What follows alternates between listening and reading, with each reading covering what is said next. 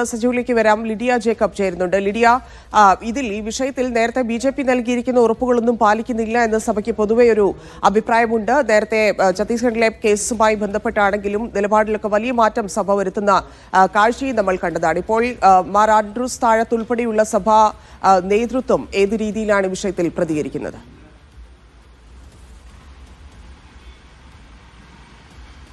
ധന്യ, കഴിഞ്ഞ ദിവസമാണ് ഛത്തീസ്ഗഡിൽ കന്യാസ്ത്രീകൾ ആക്രമിക്കപ്പെട്ടത്. അതിന് പിന്നാലെ തൊട്ടു പിന്നാലെ അടുത്ത ആക്രമണത്തിന്റെ വാർത്ത വരുന്നു.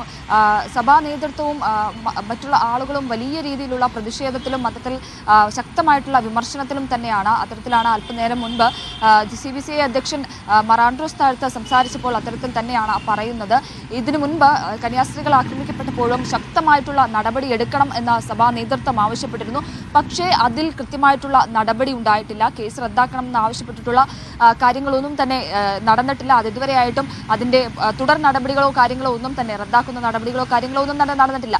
അതിൽ ശക്തമായിട്ടുള്ള നടപടി എടുക്കാൻ സർക്കാരുകൾ തയ്യാറായിട്ടില്ല. അതുകൊണ്ടാണ് ഇത്തരത്തിലുള്ള ഒരു കാര്യത്തിലേക്ക് ഇത്തരത്തിലുള്ള ആക്രമണ സംഭവങ്ങൾ വീണ്ടും വീണ്ടും വർദ്ധിക്കുന്നത് എന്ന് തന്നെയാണ് സഭാ നേതൃത്വം പറയുന്നത്. അത്തരത്തിൽ തന്നെയാണ് മാർ ആൻഡ്രൂസ് താഴത്ത് സംസാരിച്ചപ്പോൾ നമുക്ക് മനസ്സിലാകുന്നത്. ഇത്തരത്തിൽ സംഘപരിവാർ അനുകൂലികൾ വ്യാപകമായി ഉത്തരേന്ത്യ കേന്ദ്രീകരിച്ച് സന്നദ്ധ പ്രവർത്തനങ്ങൾ നടത്തുന്ന വൈദികരെയും കന്യാസ്ത്രീകളെയും ഒക്കെ ആക്രമിക്കുന്ന സാഹചര്യം ഉണ്ടാകുന്നു.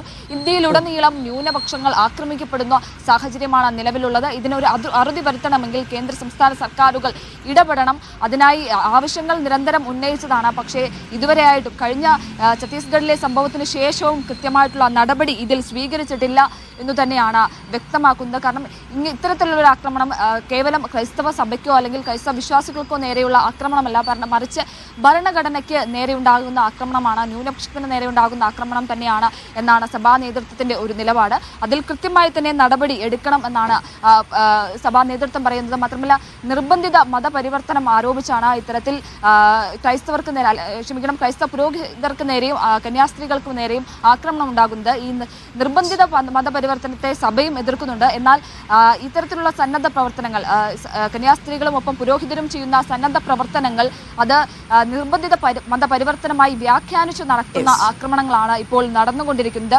അതിന് പിന്നിൽ സംഘപരിവാർ അനുകൂലികളും ബി.ജെ.പിയും ഒക്കെയുണ്ട്. തുടരാമോ?